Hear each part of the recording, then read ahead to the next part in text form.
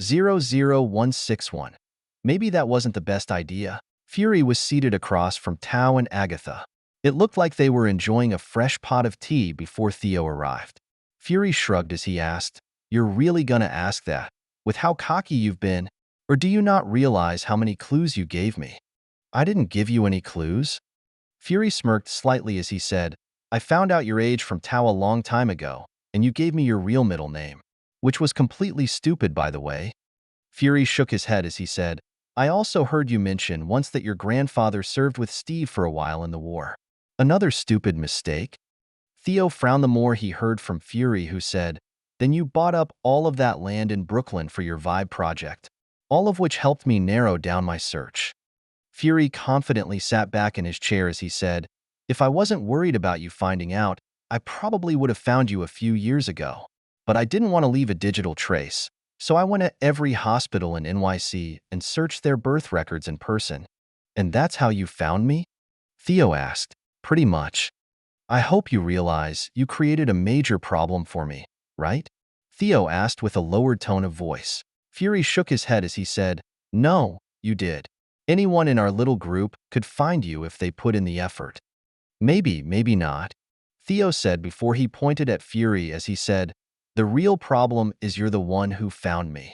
Theo moved closer to Fury as he said, "Out of everyone who could find out my real identity, you're the worst one." Fury stiffened a little in his seat as he asked, "Oh, and why exactly is that?" "Because I can't fully trust you with that information. More importantly, I can't trust you knowing about my family," Theo said. Fury's body tensed slightly as he said, "Why?" "Tao told me about the protection enchantments she placed on your family. They should be able to survive a nuke with it. Just because it's possible doesn't mean I want to test it out. Plus, I want them to live a normal, worry-free life. I don't really want them mixed up with any of the stuff I am doing, and I don't think that can happen if you know about them." "Well, that's too late. So what do you plan to do now?" Fury asked. "My gut reaction is killing you and replacing you with a shadow clone. It might be the easiest and safest solution." Tao placed her teacup down as she said, "While I normally wouldn't interfere in your personal matters, but since I am your master and someone who considers Fury a friend, I would like it if we could figure out a peaceful solution to this instead. How about I just wipe the information from his mind? That should solve everything, right?" Agatha nodded as she said, "That sounds reasonable to me." Theo frowned and shook his head before he said, "Not to me. You don't know Fury like I do. He most likely has a contingency in place in case he forgets who I am.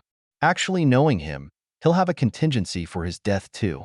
Fury relaxed a little as he said, "I normally don't like it when someone figures out my plans, but you're right. I decided to meet you after I had enough contingencies in place." Theo nodded before he said, "Which is the only thing I don't understand. You're the type of person who would be happy to keep this information secret until you needed to use it. So why are you here now? What do you want?" Fury was quiet for a few moments before he focused on Theo and said, "You're right. It wasn't an easy decision to make. But you have something I want."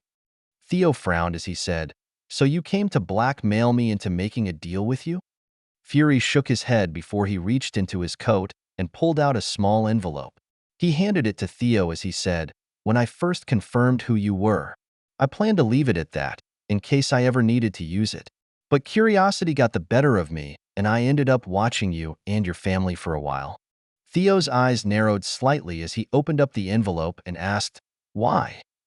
"Because I wondered why someone like you was wasting your time pretending to be a kid and spending time with your family." Theo pulled out a handful of photos and quickly glanced at them before he asked, "What's this?" "My wife and daughter." Theo's brain went into overdrive, and he had to do a double take as he looked at the pictures again. After a few moments, he looked at Fury and asked, "I don't get it. Why show me this?" "Like I said, you have something I want. Something I didn't think I could have until I watched you with your family." Tao and Agatha shared a glance as Theo's mind just stopped working for a few moments. When it finally started working again, nothing made sense to him. Everything he knew about Fury from the comics stated he had 2 different sons from 2 different women he didn't marry. As for the MCU version, he married a Skrull. "You married a Skrull?" Tao and Agatha, who stayed quiet till now, both looked interested before Tao curiously asked, "He married an alien?" "What?" Fury said as he stood up from his chair and grabbed the pictures back from Theo to look at them. "What the hell are you talking about? How does she look anything like a Skrull?" Fury said as he quickly flipped through the pictures. "I asked because the only timeline I know of where you were married. It was to a Skrull." Fury took the photos and placed them back into his jacket as he said, "Well, this isn't that timeline. She's 100% human, and so is my daughter." "All right," Theo said before he asked, "so what exactly do you want?" Fury let out a sigh as he sat back down before he said, "I'd like to be able to live with my family and not worry about them. I admit that magic has helped a lot, and I've been able to see them more often now. But visiting them isn't the same as living with them." "And how exactly do you think I can help with that?" Theo asked with a frown. Fury glanced at Tao as he said, "Well, the first step would be having Tao place those protection enchantments she made for your family on mine." Tao nodded as she said, "I can easily do that." Fury looked back at Theo as he said, "Next, I want my family to move into your neighborhood." Theo's brow scrunched slightly as he asked, "Why not move them to Genosha? It's safe and controlled by us. You should be able to live there with your family and have no issues." "I thought about it, but the less people who know about my family, the better. While Genosha is controlled, it's turning into a tourist hub. The information could easily leak if we live there." Fury said, "So you want to live with them in Brooklyn of all places?" Theo asked with a raised eyebrow. Fury nodded as he said, "Come on. You think I don't see what you're doing here? You've secretly brought up almost all the land around this area. You also made arrangements with the previous owners. They can stay for up to a year before they need to move. And once they move out, I am pretty sure one of the people you created will move in." Fury said. Fury looked directly at Theo as he said, "If I'm right, this whole neighborhood will be filled with your people in the next year or two, and that doesn't include whatever else you were planning on doing here." Theo nodded as he said, "You're right. I plan to have this entire neighborhood and part of the surrounding ones filled with my people." Fury smiled as he said, "That's what, 6 or 7 miles? So long as I stay in this small self-contained area you are setting up, I will be fine to roam around with my family and not worry about it so much." "So you want to use the protection I am setting up for my family to help protect your family also?" "That's just a bonus. The main benefit is being able to take my wife and daughter out and not be in disguise." Fury nodded in agreement. "And if I refuse?" Theo asked. "Then I'll settle for Genosha, but I'll need your help to get my family set up there." "Weird. I kinda expected more pushback," Theo said. Fury shrugged as he said, "What else can I do? Threaten to expose your secret? That would only weaken the organization and possibly kill me." "Well, only if Tao allowed you to do it." Tao nodded in response as she said, "I would like a peaceful resolution to this.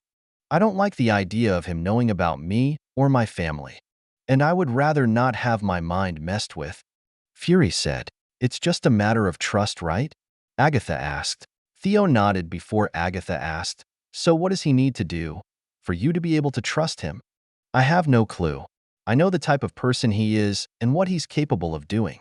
So I don't think I could ever fully trust him," Theo said with a frown. "While I normally wouldn't suggest this option, you could make a magically binding contract with him," Tao said.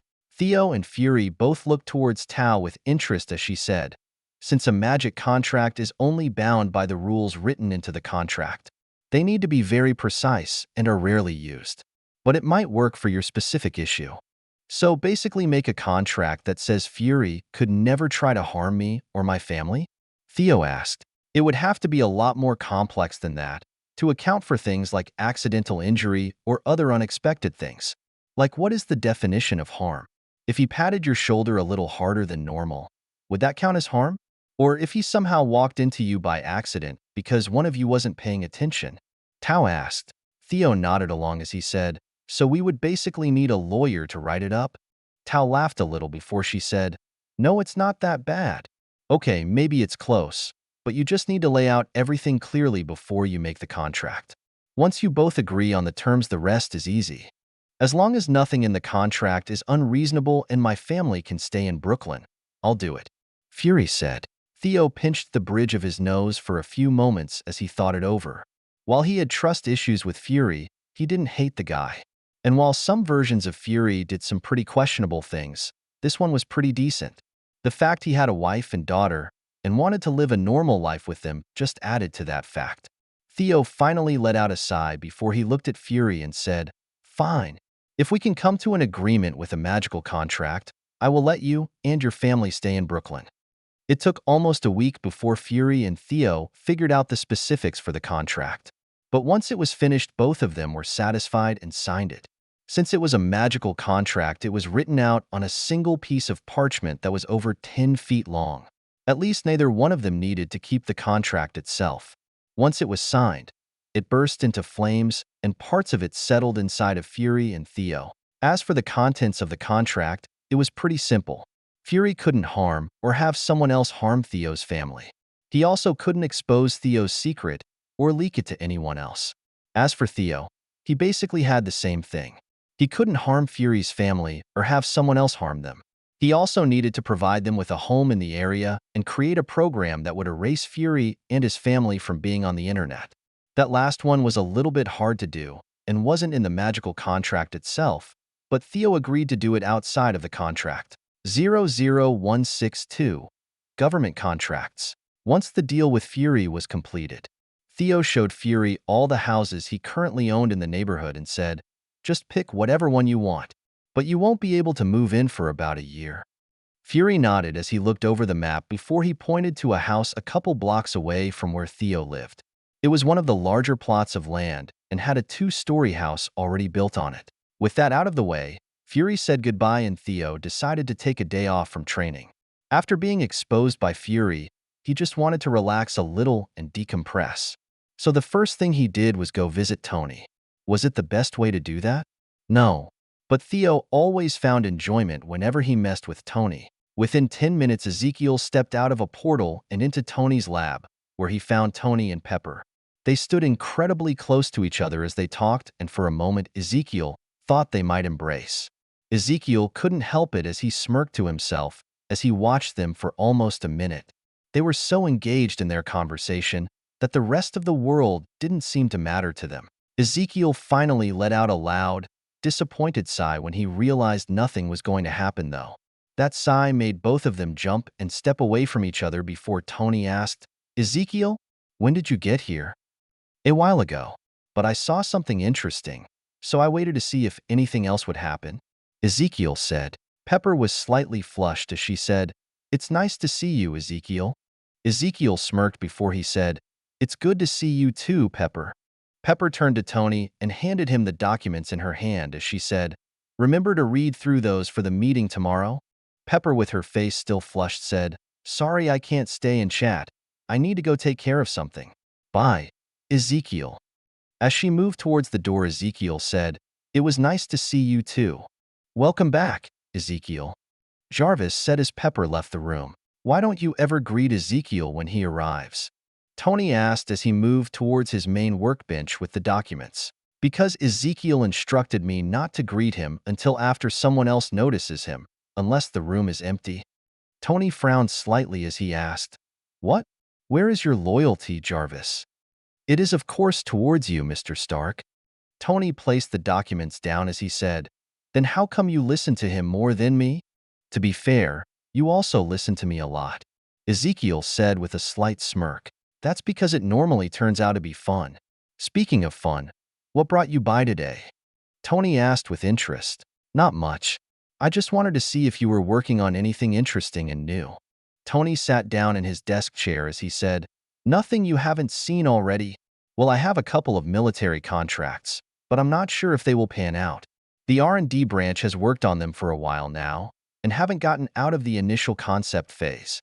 I'm pretty sure they will get canceled in a few months, but Obi wants me to personally look into them first," Tony said as he pulled out his phone and started to play on it.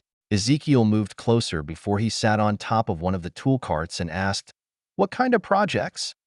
Tony, immersed in a phone game, pointed to the documents on his desk as he said, "Both of the project details are in those folders.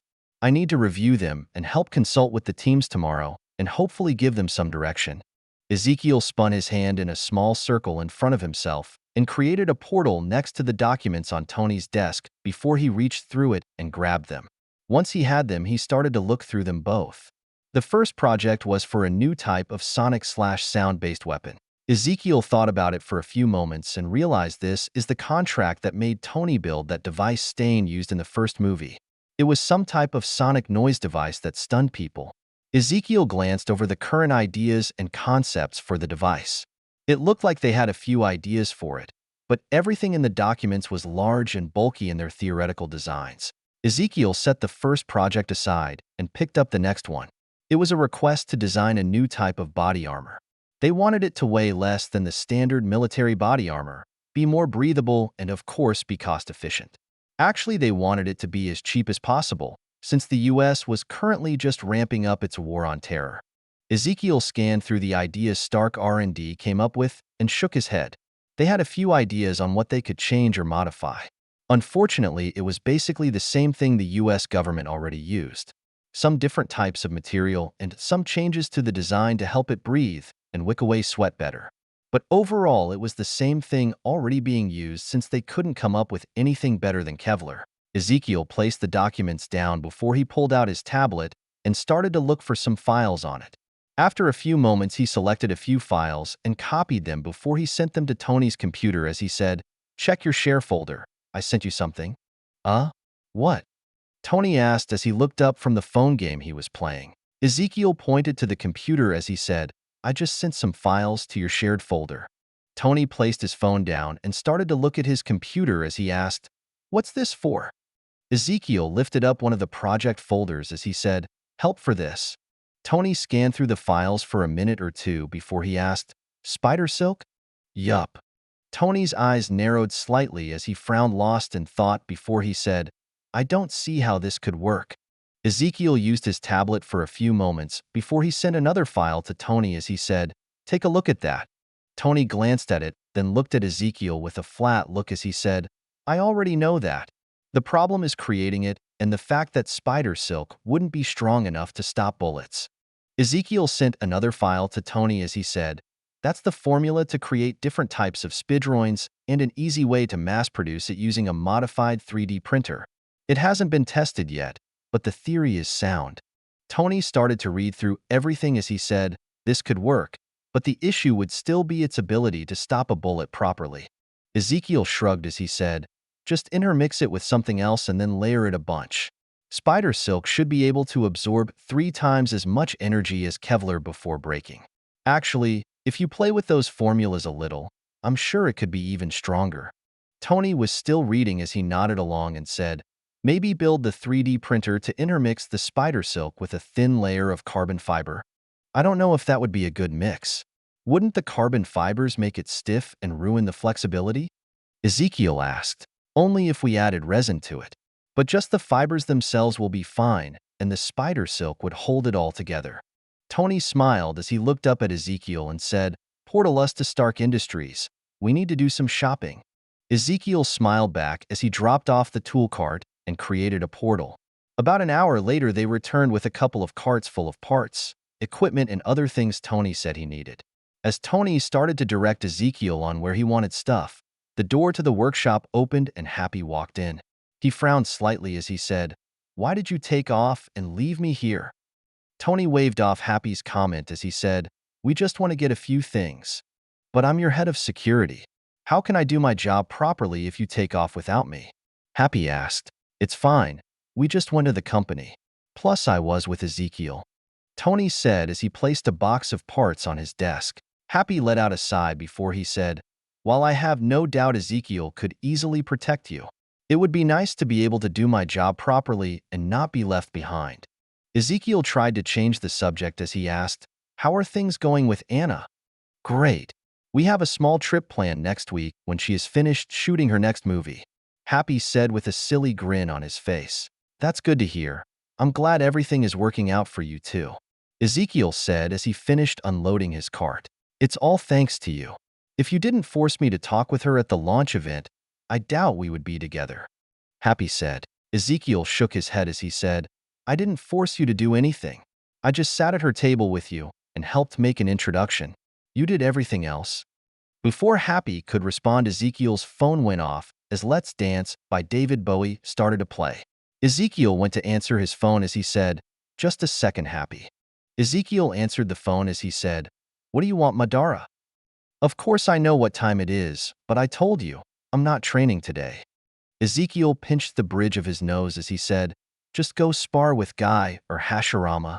"I'm not coming. I already have plans." Ezekiel said with a sigh, "No, if you're really that bored, put on a body cam and go test it out. Just make sure you don't kill anyone or destroy anything."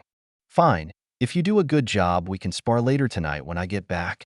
"All right, bye," Ezekiel said before he hung up his phone and put it away. "Who was that?" Happy asked. Ezekiel shook his head as he said, "Someone annoying, just like Tony. Except while Tony cares more about cool technology and having fun, that guy only cares about fighting." 00163. 6 months in a flash. September 2003. The project to expand the family shop took a little longer than expected. But now that it was completed, they could finally do everything in-house if they wanted. The only issue was some of the equipment they purchased couldn't be operated just yet. While Ben, Jacob, John and Sarah were skilled and even specialized in certain aspects, some of the equipment purchased was highly specialized and needed proper training to use correctly. And while all of them were eager to learn, it would take a while to become proficient with the equipment. The CNC machines in particular required them to learn other things like CAD to be able to use it properly.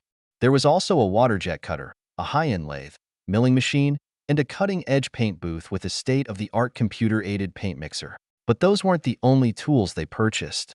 Anything that was almost worn out or needed extra maintenance was replaced with brand new machines. It was mostly the tools that wouldn't be cost-effective to fix properly. Besides that, they also purchased some high-end metal fabrication equipment. Since they were a custom fabrication shop, they had a couple decent welders, pipe bender, press brake, and other things. But as they upgraded the shop, Jacob made sure to get everything they could possibly need. So the shop now had a couple top-of-the-line welders, a proper welding table with every type of jig you could possibly need, along with a bunch of other stuff Jacob wanted. The very last thing that was purchased for the shop was a set of tools for Theo and Peter. Jacob made sure to get them both what he called a starter set. It was basically all the standard hand tools someone would need, along with some extra 10mm sockets and a small rolling tool chest. With that, the shop was finished and had over doubled in size. They could easily bring more cars in to be worked on, but the only real problem now was manpower. Since the team was so small, if they wanted to work on more cars, they would need more people. Theo already anticipated this happening and made preparations early while the shop was being worked on. He checked with all the ninjas who had bodies and found a handful of people who were interested in cars and wanted to work on them. His next step was getting them trained, so if they interviewed at the shop, they could possibly get jobs. First, he did some research and found some of the top people in the industry and copied their knowledge to his people. As for how, they just waited till the target was asleep before Inoichi and the person gaining the knowledge got to work. With that, Theo had over 20 people with a ton of knowledge about cars, engines, fabrication, upholstery, painting, CAD, and more. The next step was practice and practical knowledge, so the whole time the shop was being worked on, those people practiced in another shop Theo and his clones set up for them. Theo wasn't completely sure when his dad would hire new people, but he planned to be ready, and the longer it took, the better. During that same time period, Theo spent most of his time training. He trained in magic, fighting, fuinjutsu, and ninja arts.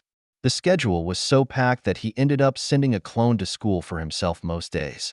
He would always switch with it after school to go help out at his dad's shop, though. As for the secret organization, they slowly scouted out more recruits, and some of which were SHIELD agents. Speaking of SHIELD, you would think with the group being over 5 years old, they would have cleaned up SHIELD by now. Unfortunately, the problem wasn't that simple. With Fury's paranoid caution, Theo's knowledge, and the fact Hydra was so splintered, it would never be a simple task to complete. So far, they had confirmed a little less than 10% of people in SHIELD weren't Hydra moles. That might seem small, but SHIELD had a current global staff of over 100,000 people recruited from all over the world. Plus, the process of checking each person took a minimum of a few weeks, if not months. Plus, almost all of it had to be done by someone.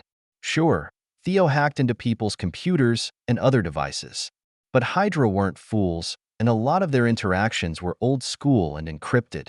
They also communicated by computers, phone, and other means. But all of those were made in-house by Hydra.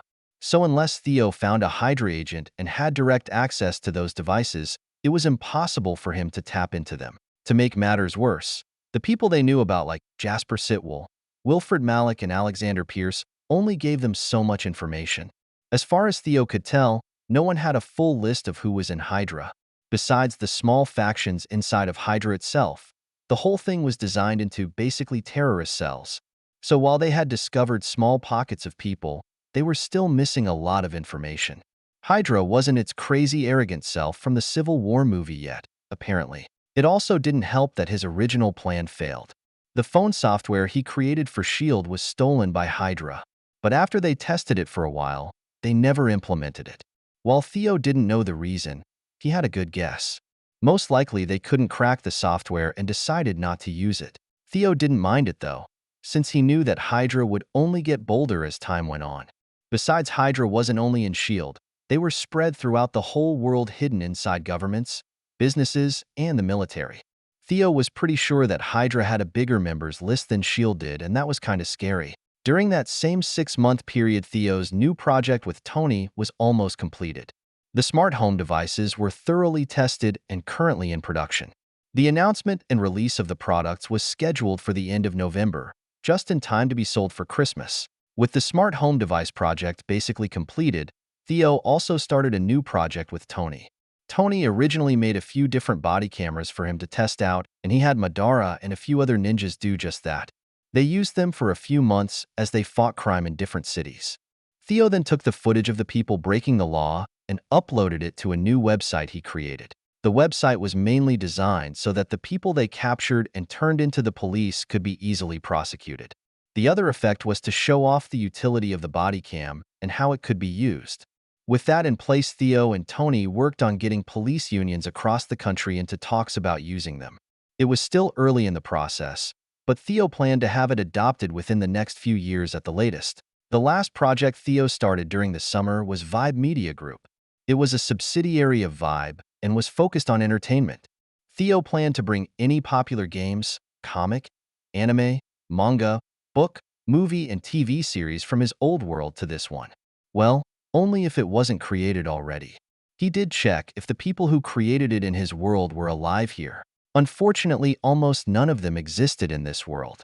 He did find a few of them though, since this world had a lot of popular movies and TV shows he remembered. But there were slight differences in them compared to what was in his original world. As for the entertainment Theo planned to produce, first it was of course video games. He could easily use his clones for most of the work. For games that required voice acting, he could use all the ninjas that now had bodies. Mocap work could also be done by them along with sound effects. VVVVV. A portal opened up and Ezekiel stepped through it into Hell carrying a pizza box. As the portal closed behind him, Hella looked in his direction as she greeted, "Welcome back." Ezekiel placed the pizza down on the pub table next to Hella as he said in a cheeky tone, "Thanks for inviting me. How was your week?" Ezekiel asked as he pulled an ice cooler from his storage seal and opened it up to grab a root beer. Hella frowned slightly, and her eyes held a tiny hint of emotions as she said, "It was fine. I mostly watched the anime you recommended." Ezekiel looked up just in time to notice Hella's frown and asked, "Is something the matter?" Hella glanced at Ezekiel as her face went back to its normal appearance as she said, "No, everything's fine." "Are you sure? You normally have a hint of a smile when I'm here, but you were just frowning. Did something happen while I was gone?" Ezekiel asked as he sat down in his chair, but kept looking at Hella. Hella turned to face away from Ezekiel, and her cheeks flushed the slightest tint of red as she said, "I do not smile." After a few seconds, as her face returned to normal, she turned back to Ezekiel and said, "And nothing happened while you were gone." Ezekiel unsealed the pizza box and opened it up as he said, "All right, if you say so. But remember, if you ever want to talk, I'll always be glad to listen." A few moments later, a movie started playing, and the two fell into silence as they ate and watched the movie. After almost an hour or so, Hella quietly asked, "What would you do if?" Ezekiel turned towards Hella to see her with her head down and her face filled with concern. Ezekiel frowned slightly as he asked, "What's wrong?" Hela kept looking down as she said in a voice filled with fear, "You once asked to see my life, and depending on it, you would possibly grant me my freedom from this place." Ezekiel nodded as he said, "Yeah, it's one of the main reasons I came here." "What? What if? What if you don't like what you find out?" Hela asked as her voice quivered softly. "Find out? You mean about what you did during your life?" Ezekiel asked. Hela nodded slightly before she asked in a voice that almost broke, Would you still be able to call me your friend if you found out I was actually a monster?" Ezekiel was frozen in place as he watched Hela. Her whole body looked to be trembling, and he noticed the eye he could see was tearing up. Ezekiel stood up from his chair and moved in front of Hela before he gently lifted her head up by her chin. Her eyes held a hint of fear, and the edges were moist as Ezekiel stared into them. Before he leaned in closer and pulled her into a tight hug that was made awkward by the chains that covered her body. As he hugged Hela, Ezekiel raised one hand up and gently stroked the back of her head as he said, "I would never think you're a monster." Hela's body shook and her voice cracked slightly as she said, "But you don't know me. You don't know what I've done." Ezekiel pulled back and looked into Hela's eyes as he said, "It doesn't matter. But I." Ezekiel placed a gentle finger over Hela's lips before he asked, "I already said, it doesn't matter. Do you want to know why?" Hela nodded. So Ezekiel removed his finger and placed it over her heart as he said, "Because I know that deep down, you're a good person. A person I consider a friend, and nothing will ever change that." 00164. Hela's childhood. A man looked down into a baby's crib at his daughter who was born only minutes ago as a frown formed on his face. He studied the child for a few minutes before he let out a disappointed sigh and said, "I wanted a male heir, but you'll have to do." He turned away from the crib without a second glance and said, "Once she can walk, send her to the Einer jar." An attendant next to the crib bowed as they said, "Yes, Your Majesty." VVVVV. A young girl no older than 6 was bloody and bruised. Her body swayed slightly as she stood on unsteady feet.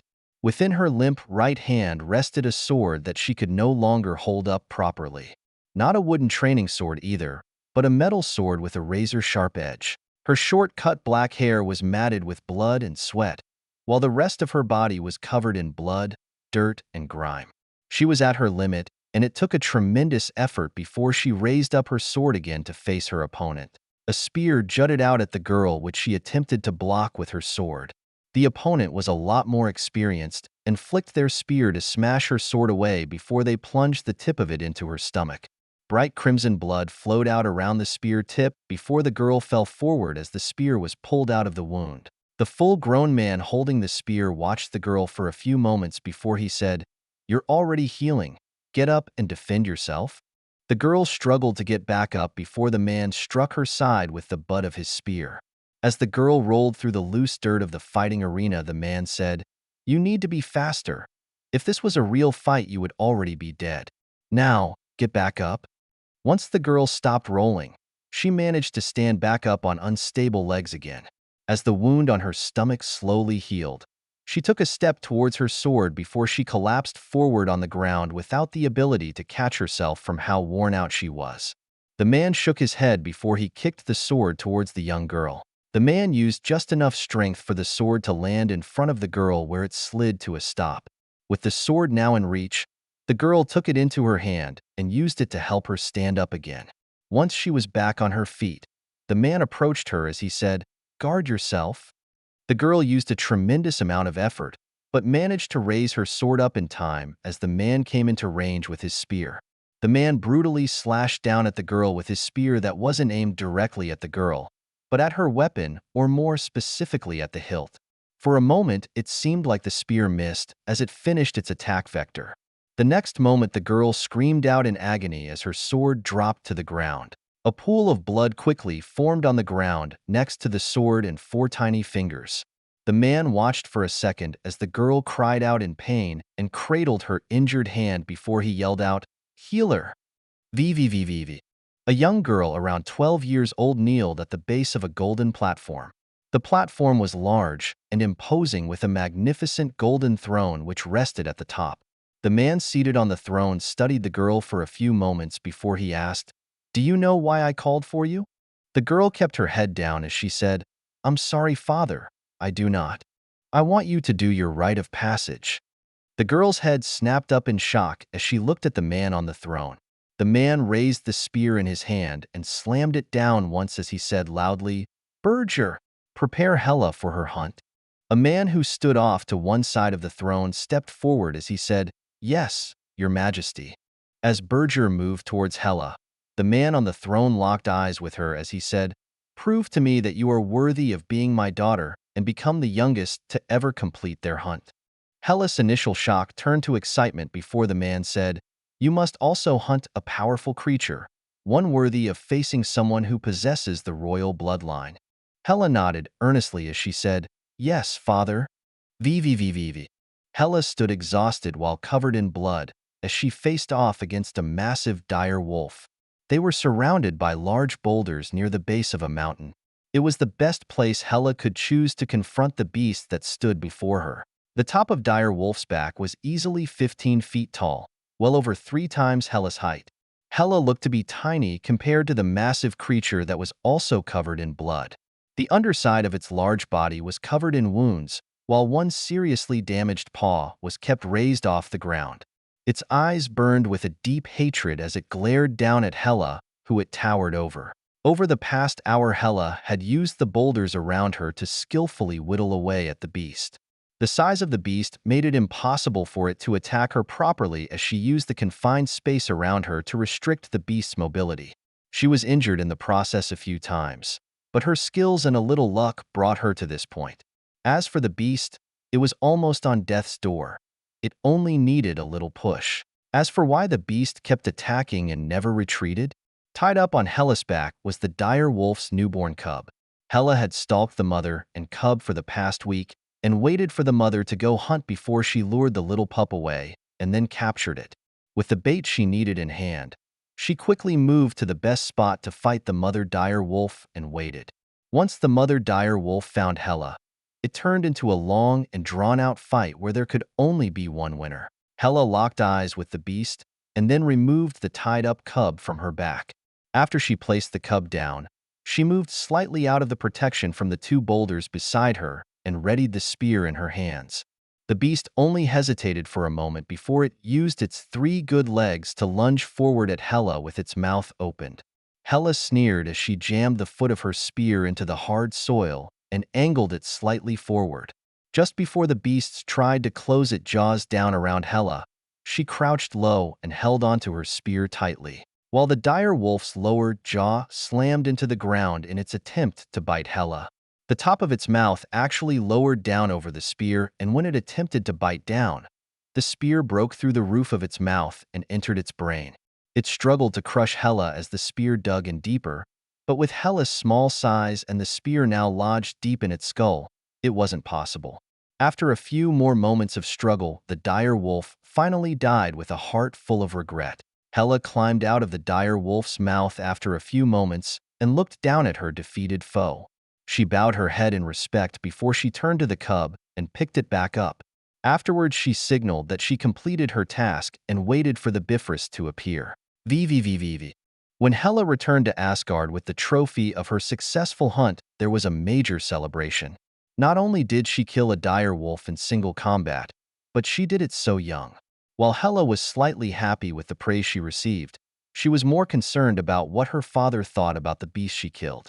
So while she looked normal as she walked to the palace with her prize being carried by helpers, inside she was nervous, and each step she took closer to the palace only made her heart beat faster. When she finally arrived in the throne room, she kneeled down at the foot of the steps before she said, "Father, I've returned from my hunt."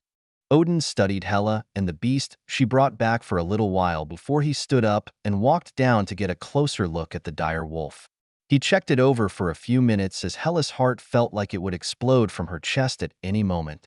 Once Odin was satisfied, he started to move towards Hela and said, "Good job. You didn't disappoint me." "Thank you, father."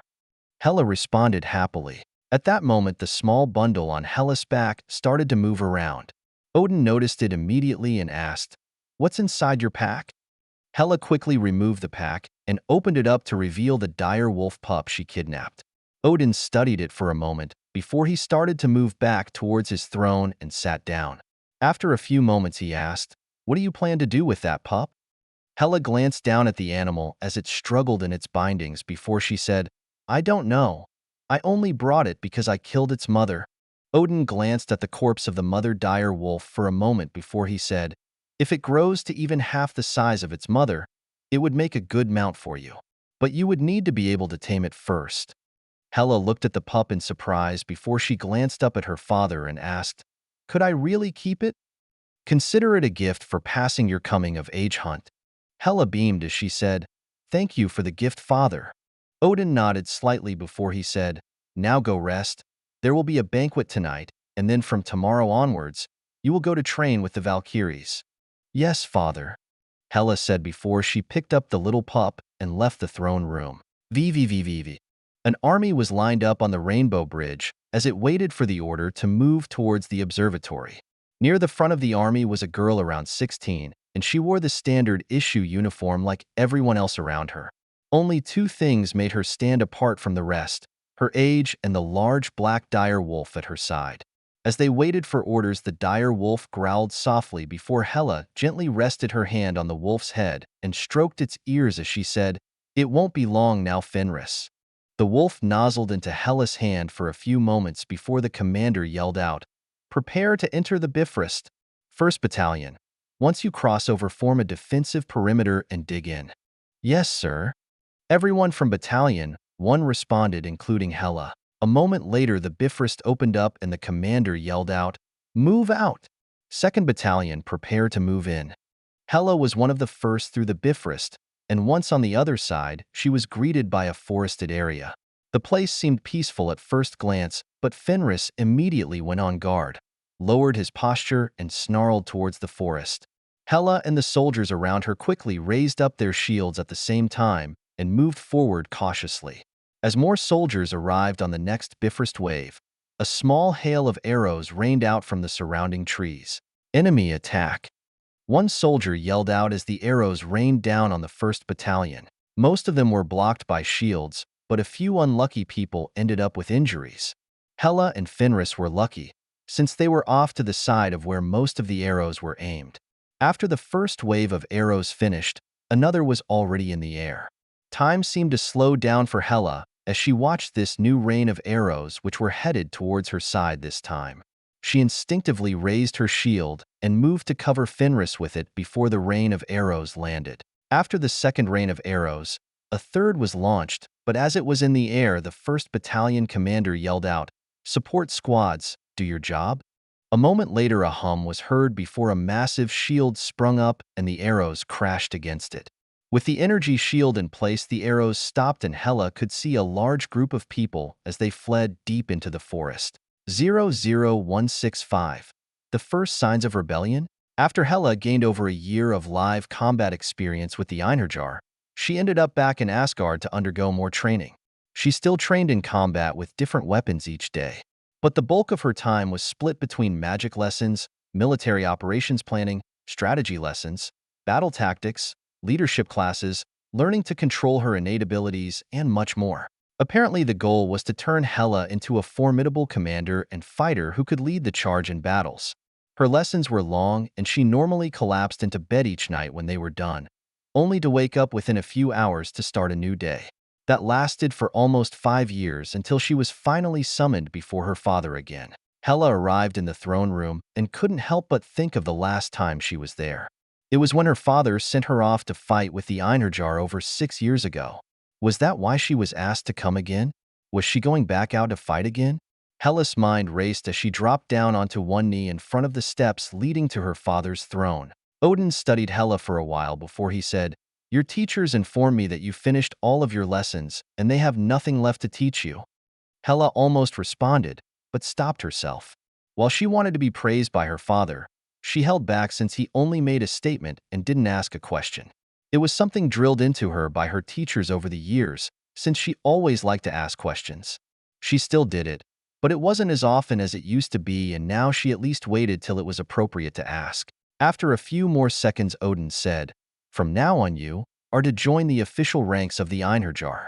You will start with no rank, and your only goal is to put the knowledge I gave you to practical use.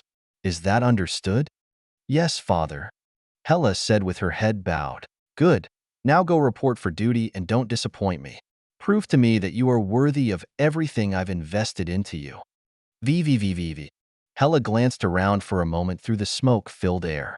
The sound of battle was all around her, while the stench of blood hung heavily in the air. If a normal person was here, they would most likely collapse from fear at what was happening around them. But for Hela, this was her life. For the past 5 years, this was all Hela knew. Hela breathed heavily as she pulled her sword out of her opponent's chest and glanced around again. She quickly assessed the fighting around her before she charged to a weak spot in the enemy's defensive line. She arrived within moments and slashed her sword down on the nearest enemy. Her attack was swift and deadly as the man's head separated from his shoulders. Hela instantly pivoted, pointed her hand towards another group of people, and used her powers. Out of the air, black swords appeared and took flight before they impaled over 10 people in the chest. With that simple, yet deadly attack, the enemy troops broke ranks and their formation quickly collapsed. Hela watched for a moment before she raised her sword in the air and yelled out, "Charge! Don't let any of them escape! For Asgard! For Asgard!" The warriors around her bellowed as they raised their weapons into the air. Hela didn't wait for anyone else and directly charged into another group of people. She didn't aim to kill this time, but attacked the opponent's legs. They could always use more intelligence, so now that they started to retreat, it was the best chance to capture people. Every move Hela made was calculated. She would cut a person down before she kicked them in their head. While it took a few extra seconds, it ensured the person was either knocked out or dead. Hela wanted to ensure that no one behind her would be able to threaten her. Over the next hour, Hela led a large group as they picked off all of the retreating enemies. Once finished with her task, Hela and her helpers collected anyone still alive as they headed back to the main force. When they returned, they were greeted by a temporary base camp being set up. Hela left her prisoners with the other soldiers before she split off from them and headed towards the commanding officer's tent. At the front of the tent stood 2 powerful guards who moved aside to allow her to enter. As she entered inside, she saw the army commander and a handful of others gathered around a hastily set-up table. The commander noticed Hela first and asked, "Were you able to capture anyone important?" Hela stopped in front of the table as she said, "I caught their second in command. I almost had the leader too, but he decided to kill himself rather than be captured, sir." "That's unfortunate, but still a great job as always, Lieutenant." Hela nodded her head slightly before she glanced down to study the map. As she did, the commander pointed at a spot and said, "Unless we get actionable intel from the prisoners, this will be our next target." Hela frowned slightly before she asked, "Sir, isn't that just a farming community?" "It is, but it's also one of their main food production areas, so it needs to be destroyed." Hela glanced up at her commander as she asked, "What about the civilians living there, sir?" The commander looked up at Hela and locked eyes with her before he said, "There are no civilians this time. Everyone is to be killed by order of the king." Hela stiffly nodded before she said, "Understood, sir." "Good, now go get some rest." Hela left the tent and headed towards a bonfire some troops were using to cook with. As she walked, the only question in her mind was why her father wanted the civilians killed this time. Through all the campaigns she fought in, this was the first time something like this was ordered by him. It was strange, but it was her father, and she was sure he had his reasons. VVVVV. Hela's legion of troops were tasked to enter the city and destroy it, while the rest of the army surrounded the area. Their main job was to destroy the farmlands and kill anyone who escaped from the city. Since the commander wanted everything to go smoothly, they started the operation early in the morning hours while it was still dark outside. Hela used her magic to grant herself and her troops low light vision before she said, "Remember, they're civilians. It's already bad enough we have to kill them, so do it quickly and as painlessly as possible." After her troops nodded in understanding, Hela led them quietly into the city. Once there, they started to separate into teams of 2 or 3 before they moved to different houses. Hela moved alone to one of the houses and tested the door. It was locked from the inside with a timber beam, so Hela placed her hand on the door. She focused for a moment and under the force of her powers, the door and beam behind it quickly decayed into ashes without a sound. Once the door was gone, Hela stepped into the dark single-room house and looked for the occupants. She found an older man asleep in a bed along with an older woman. Hela closed her eyes for a few moments to steel her resolve before she raised her hand at the couple and released her power. The couple were instantly killed as blood pooled around their bodies. Hela glanced at them for a moment as she let out a sigh and thought, how is something like this considered honorable? As Hela walked out of the house and towards her next target, a scream ripped through the air before it was abruptly cut off. Hela frowned slightly as she rushed towards the next building. As she reached the door, it swung open as a young man half-dressed walked outside. Before he even noticed Hela, she already swung her sword and decapitated the man. His body stood there as his head fell towards the ground, and Hela stepped past him into the building. Hela found a young woman inside in the process of putting on clothes. As the woman glanced up at Hela, she froze in place and Hela used that split-second chance to kill her. As Hela walked out of the home, the sound of battle filled the air along with screams of pain and yells of anger. That first abrupt scream seemed to have awakened the whole village, and now chaos erupted as a result. Hela calmly observed the situation for a few moments before she charged to the area with the most resistance. Hela appeared like a specter of death as she weaved through her troops and the desperate townsfolk who were trying to defend themselves. Every enemy she passed dropped dead a moment later, and within a minute the only people left alive were Hela and her troops. She glanced at them all as she said, "Don't worry about the runners, just sweep the entire village and make sure no one is hiding." Hela and her troops swiftly combed through the rest of the buildings and found a handful of people. Once they completed their task, they set fire to the village and headed in the direction where the villagers ran. Within 20 minutes of leaving the village, they heard the sounds of people crying out for help. Hela frowned as she sped up, and within moments found a handful of women surrounded by another squad of troops. In a pile off to the side was the rest of the villagers that escaped. Only the men and some of the children were killed, while the rest of the people still alive were already half naked with their clothes being torn off. The leader of the other squad of troops grabbed the loudest woman by her wrist and tugged her towards him, before he smacked her across the face as he said, "Shut up. No one is going to save you." He shoved the woman back down before he said with a sneer, "Listen up, all of you, because it's your lucky day. If you resist, you will find what happens next unbearable. But if you cooperate and possibly enjoy yourself, we'll let you live." Hela stepped forward into the group of soldiers and asked in a commanding tone, "What do you think you're doing?" The squad leader wore a slimy smile as he said, "I'm just letting my men blow off some steam." Hela's gaze turned cold as she said, "You know what our orders are. Stop wasting time and carry them out." The man's face fell as he said in a condescending tone, "I know exactly what my orders are, Lieutenant. But last time I checked, I still outrank you. So leave, that's an order." Hela glanced at the leader for a few moments before she lifted her hand towards the women and children huddled together. A second later, black swords flew out and stabbed into each of their hearts. As Hela lowered her hand, she said, "Yes, sir." Hela turned around to walk away as the leader roared out, "You stupid bitch! What do you think you're doing?" "Just carrying out my orders, sir," Hela said as she walked out of the circle of troops. VVVVV. Hela wasn't disciplined for her act of defiance. A handful of squad leaders and other people made it clear they didn't approve of her actions. While Hela didn't care what they thought about her, she still took note of those people. She then used magic and other means to spy on each of them. Most of them were just upset she was disobedient towards a commanding officer, but others were like that squad leader. Since Hela found people she deemed unfit for leadership roles, much less being in the Einherjar, she planned out how to eliminate all of them. It wasn't quick, but within a year over 10 officers and a handful of others died in battle. Hela barely had to lift a finger to do it. Just a low-level spell here or there at the right time in the midst of a chaotic battle, and someone would die. Hela was extremely cautious with her actions and would always make sure nothing could point back to her. Another rule she decided on was to never target a person directly, but the area around them. It made it a lot harder for people to find out if there was foul play involved in the death. Even though no death in the middle of battle was ever investigated, Hela didn't want to leave any trace behind. She also used each person's death to help improve her military career at the same time. She had to be near them to cause the accident in the first place. So she used those opportunities to personally dispose of whoever was lucky enough to kill who she targeted, which made her look like a hero to a lot of people and helped her move up in rank a few times.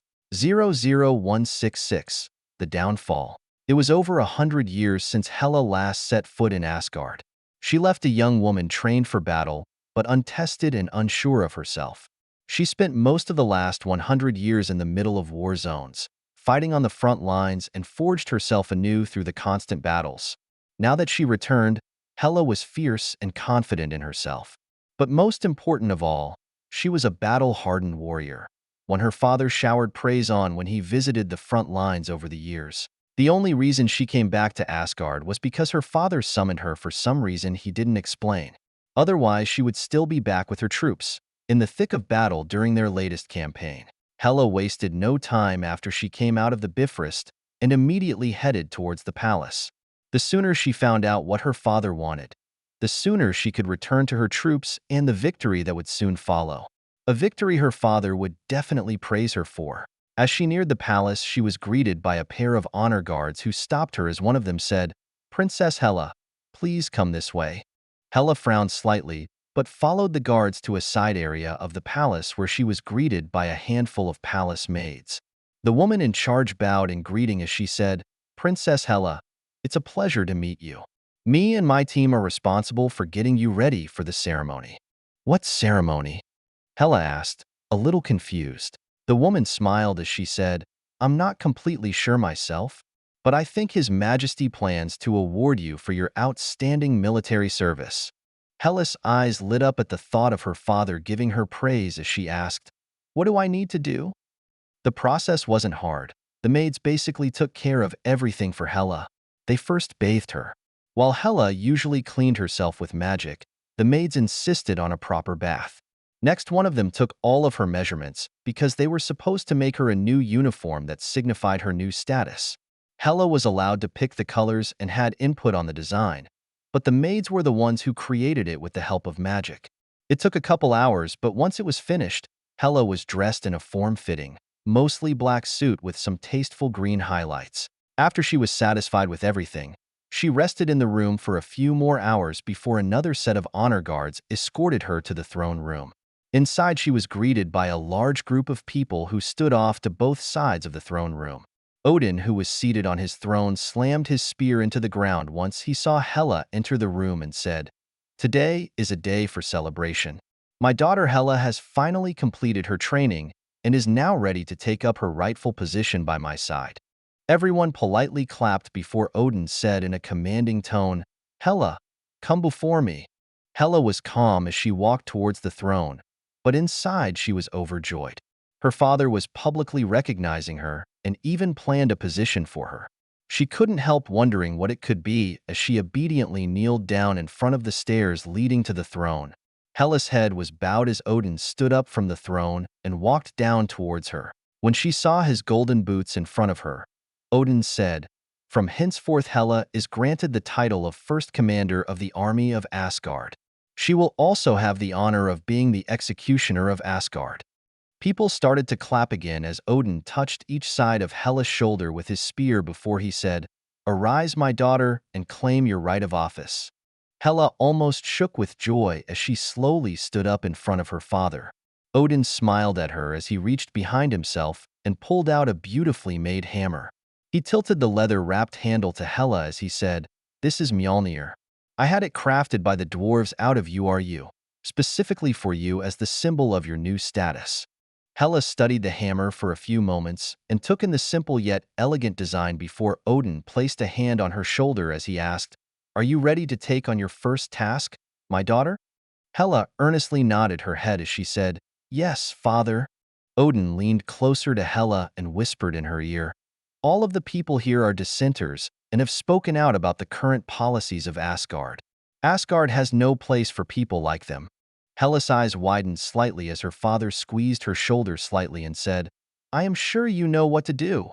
Don't disappoint me, daughter." As Odin turned around to walk back up the stairs to his throne, Hela gripped her new hammer a little tighter before she turned around and raised her left hand in the air.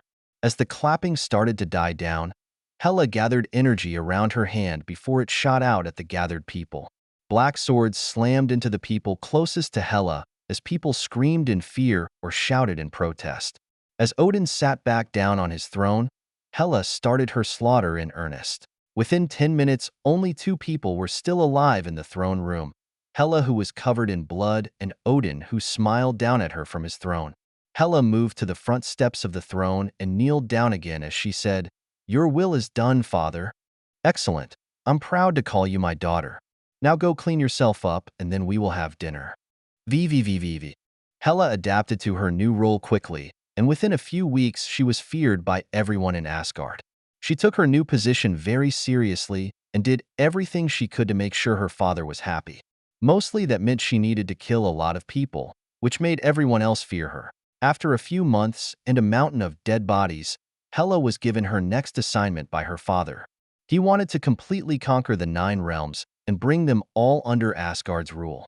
To accomplish that goal, he tasked Hela with helping him lead the Einherjar and other warriors of Asgard on a conquest across the stars. It started with smaller, less powerful worlds and grew as the years passed. Hela was at the forefront of the effort and commanded Asgard's forces throughout every campaign. Odin planned the start of each campaign and would accompany Hela on some of the larger battles, but overall it was Hela that was in charge of everything. She carved out a bloody path throughout the 9 realms, and after over a millennium of constant battle, she completed her father's task. At the same time Asgard took its place as the undisputed ruler of the 9 realms, Hela felt like she lost her place in life. Sure, she had her status as the commander of Asgard's military and was the executioner of Asgard, but her whole focus in life was to make sure her father was happy.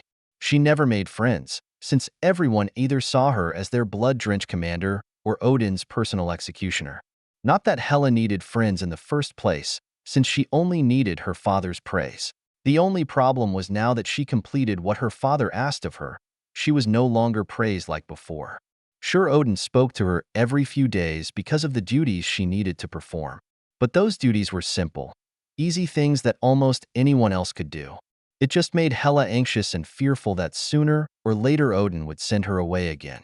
If she couldn't be useful to her father, why would he keep her around? With that as her mindset, Hela decided on a plan of action. If her father was happy ruling the 9 realms, wouldn't he enjoy ruling the whole universe even more? Hela gathered together her commanders and started to plan her next campaign, with the hope she could be useful and make her father happy again.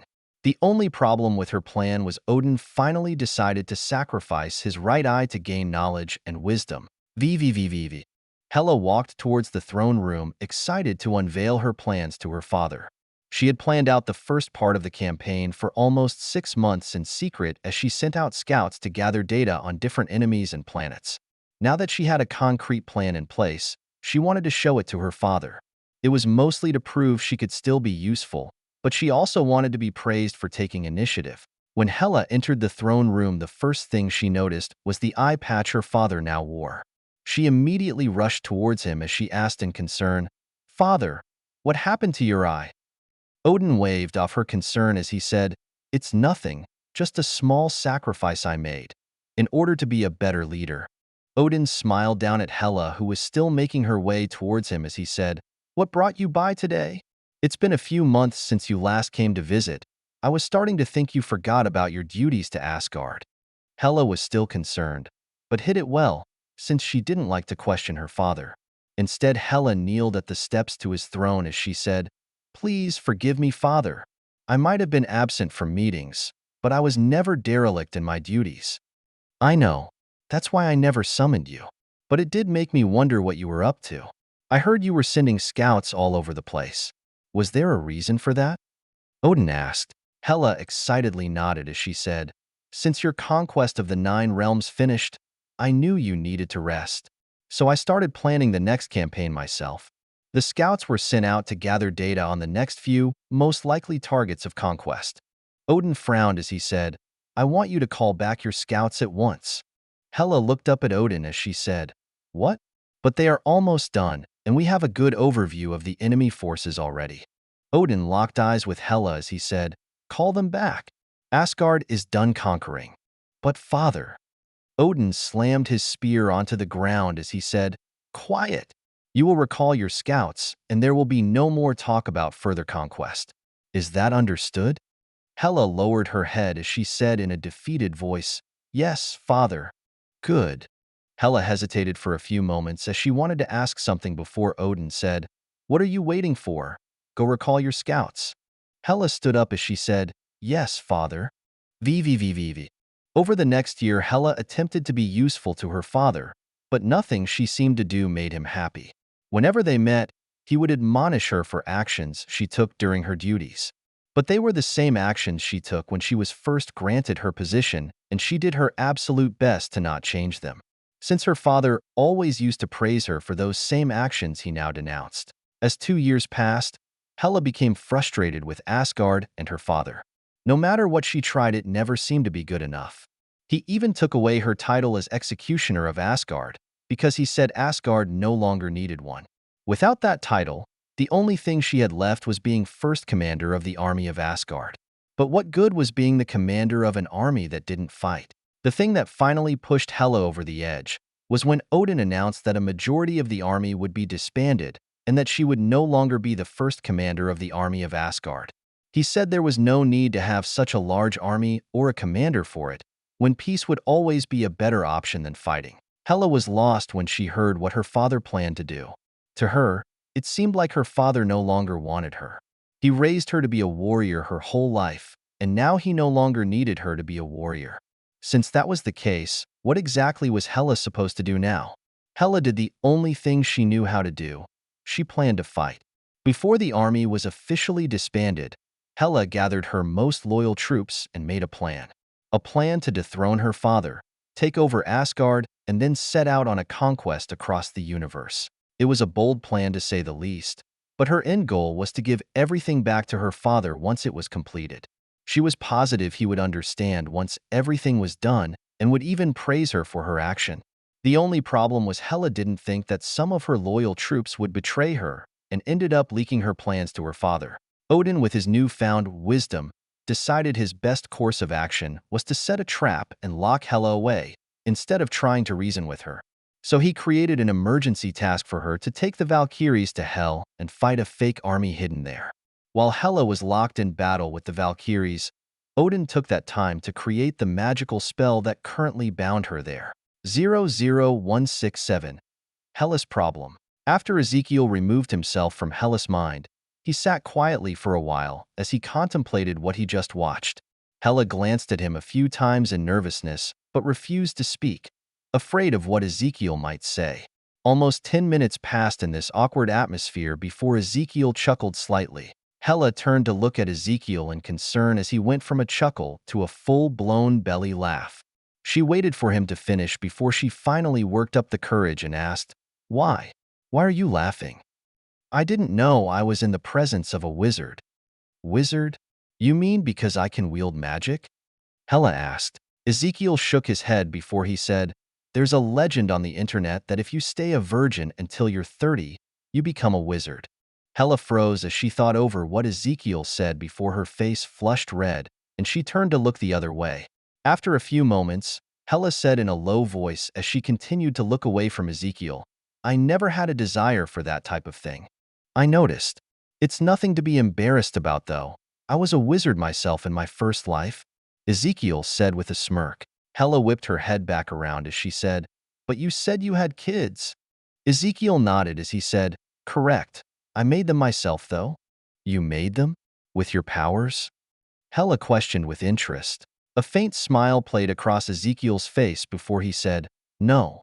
This was before I had powers. My kids are complex programs I wrote that were able to come to life." "Oh, you made AI, like in the Matrix?" Hela asked curiously. Ezekiel frowned for a few moments as he thought about it before he said, "I guess you could think of them kinda like the programs in the Matrix. But they weren't restricted by anything. They could grow and change as much as they wanted. They could even update their own source code." Ezekiel smiled to himself as he thought about Sam before he said, "Within days of gaining awareness, my son's original source code was completely changed. It was eye-opening to see the changes and realize how terrible the original code was. It helped me become a better programmer, though, and I've since changed the way I write code. Why did you never have children? The traditional way?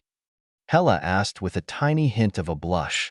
I would like to say I was like you and had no desire for it. But the main issue was I couldn't. My body was damaged from birth, and there was no way to fix it properly.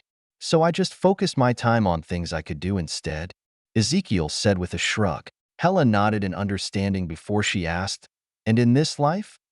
Ezekiel glanced at her curious gaze before he said, "So far, still on my path to being a wizard again. Plus, I'm younger than I look, and not yet mature enough to do those types of activities yet." "How old are you?" Ezekiel smirked as he said, "Younger than you." Hella huffed and turned away from Ezekiel before they settled into a comfortable silence for a while. After a while, Ezekiel stood up from his chair and moved in front of Hella. He smiled at her as he said, "Thank you for showing me your memories." Hella nodded lightly but didn't make eye contact as she said, "You're welcome. I need to get going, but I'll be back in a day or two." Hella perked up and looked Ezekiel in the eyes as she asked, "So soon?" Ezekiel nodded with a smile as he said, "I need to talk with my masters, and then one of them will need to come study the spell keeping you anchored here. Honestly, they will both probably come to study it, considering how powerful it is." "Really?" Hella asked in a voice filled with hope. Ezekiel smiled as he said, "Yup. But don't get too excited. I have no idea whether they will be able to break you out of this thing or not." Hella lowered her head and her tone went more subdued as she said, "I understand." Ezekiel reached forward and lifted Hella by her chin as he said, "Don't worry. Both of my masters are really strong and smart. I am pretty sure they will figure something out. Just don't tell them I said that. I don't want them to get an ego." "Too late," a voice said from behind. Ezekiel jerked his head around to see a portal behind him. Tao and Agatha stood on the other side of it. Both of them had smirks plastered on their faces. Hella also looked at the portal and the two young women on the other side of it. Both of them stepped through the portal, which stayed open as Ezekiel asked, "Why are both of you here?" "You're 20 hours late in contacting me to pick you up," Tao said. 20 hours? I guess looking through all those memories took longer than I thought it would." Ezekiel said with a frown. "It did. When you were about an hour late, Tao checked on you. Then she asked me to come help when she found you both in a deep trance. After we checked your vitals and determined you were fine, we decided to just let you both be until you were done and only checked on you every half an hour since then," Agatha said as she looked between Hella and Ezekiel. The smirk never left Tao's face as she said, "Don't mind us. You guys can continue." "Continue? I was just about to leave." Ezekiel said, "Are you sure? It looked like you were about to kiss her from where we were standing." Agatha said. Hella blushed slightly and turned her head away as Tao added, "I'm surprised. He's so young but has a thing for older women, it seems. At least he has good taste." Agatha nodded before she shared a glance with Tao as she said, "Oh my. Do you think he has a thing for us too? Do you think that's why he gave us younger bodies?" Tao smiled as she said, "It would explain a lot of things. But he never takes us on dates, though," Agatha said with a pout. Tao nodded along as she said, "You're right. He always comes here a few times a week to eat food and watch movies. I wonder if that's all they do here. It might be hard to do much else since she's kind of tied up at the moment." "Oh, unless..." Agatha glanced between Hella and Ezekiel before she nodded and said, "I see. So he is into that type of thing." "It seems so," Tao added with a nod of her own. Ezekiel was at a loss for words, and his face went through a wide range of emotions as Agatha and Tao started to laugh. He really had no idea what to do as they laughed. So he decided to glance at Hella and found her still blushing slightly, but there was also a hint of jealousy or possibly anger on her face. When Agatha finally stopped laughing, she said, "I told you it would be worth it. Did you see his face?" Tao nodded before she said, "It was definitely worth it." Ezekiel finally understood they were both messing with him and couldn't help but smile as he wiped a fake tear from his eye and said, "I never thought I would see the day. Is this what it feels like to be a proud parent?" Tao shook her head as Agatha smiled and said, "What can I say? You've been rubbing off on me." "I have not," Ezekiel said with a smile. Hella watched Ezekiel as he interacted with the two women and felt jealous of how comfortable he was around them both. She almost wanted to say something, but held back as Ezekiel turned to her and smiled. He then gestured towards Tao and Agatha as he said, "Hella, I would like you to meet Tao and Agatha, my teachers in the mystic arts." Tao smiled with a slight nod of her head as she said, "It's nice to finally meet you. Ezekiel has told us a lot about you." Agatha nodded in agreement before Ezekiel asked, "Since you are both already here and done fooling around, would you please check on Hella and see if you can get her out of that thing?" Agatha nodded as she said, "Sure. But just so you know, when you stand that close to a woman and hold her face like that, you normally go in for a kiss." Ezekiel thought back to what he was just doing and realized it did look like he was about to kiss her. As Ezekiel blushed slightly, Agatha moved in front of Hella and said, "Sorry for the late introduction. I'm Agatha." Hella glanced between the two young women before she nodded her head and said, "I'm Hella. It's nice to meet you." "Same to you," Agatha said as she pulled out an item from one of her pockets. As Agatha held up what looked like a magnifying glass, she started to slowly walk around Hella as she looked through it. Tao moved next to Hella at the same time before she nodded to her and pulled out her own magic device. As both women slowly walked around Hella and studied the chains that bound her, Ezekiel smiled at her. Hella felt her face heat up a tiny bit, but returned the smile. It took a couple of hours before both women were done with their investigation of the chains, and Tao said, "As far as I can tell, the chains are bound into your soul and your godly powers." Agatha nodded as she added, "I've never seen a spell matrix so complicated and yet so simple at the same time." Ezekiel glanced between both of them as he asked, "Can you break it?" Tao frowned as she said, "I don't think I can." Agatha nodded in agreement as she said, "If it was freshly constructed, it wouldn't be a big issue. But the spell has been in place for too long and has basically fused into her soul. If we tried to remove it, it could cause major damage to her soul." Hella bowed her head slightly and said in a defeated tone of voice, "I understand. Thank you for looking into it. What if we use your necklace?" Ezekiel asked as he pointed at the golden, eye-shaped pendant that hung around her neck. Tao shook her head as she said, "It would have the same type of risk or worse than just trying to remove the chains from her." Ezekiel let out a sigh before he said, "All right, I guess we just have to kill Odin then." Everyone focused on Ezekiel with different reactions. Tao shook her head. Agatha smiled and Hella was frozen in place as a range of emotion went through her. Ezekiel smirked as he said, "But that's only if we can't find another way to get her out of here." 00168. 1 year in a flash. With no easy solution to free Hella from her current prison, Ezekiel decided to try and cheer her up. Instead of visiting her once a week like before, he started going 2 to 3 times a week. He couldn't stay as long most days, but he always made sure to stay for at least long enough to watch a movie or a couple episodes of a TV show. On the days he stayed longer, they would either watch a full TV series, a few movies, or play games. With that added to his routine, his life settled into a comfortable rhythm. Wake up, breakfast with his family, and then go to school. After school, he helped out at his dad's shop for a few hours till he went home to eat dinner with his family. Afterwards, they would hang out for a while and play board games or something else till it was time for bed. That's when Theo made his clones and started to train. Depending on the day or what was happening at the base, he might stop in for a while. But with his clones and the ninjas now having bodies, it wasn't really needed. Plus, they had no important projects currently going on, and the group as a whole was in a training and growing phase. Well, mostly, since some groups were out doing small missions every week. But the overall group had no project to focus on currently besides Hydra. Basically, everyone was taking classes from the ninjas and learning how to control Chakra. Since everyone had their normal jobs and lived in different parts of the world, the training courses were split into 6 different times so that everyone could easily make a class each day. As for what they learned, it was mostly split into different aspects of being a ninja. Sure, most of the people were spies, shield agents, or former military. But none of them were ninjas, and none of them had chakra before.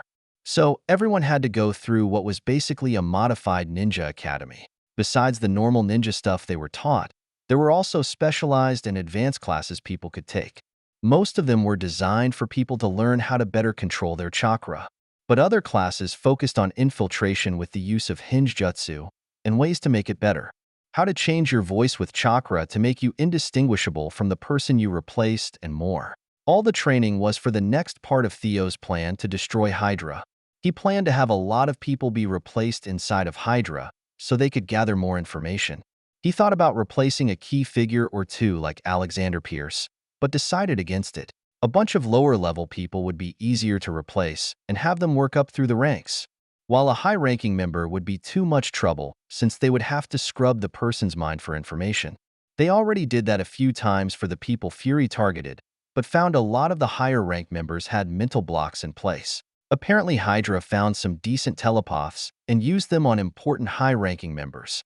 The worst part was if the blocks were messed with or bypassed, they would erase the information hidden inside.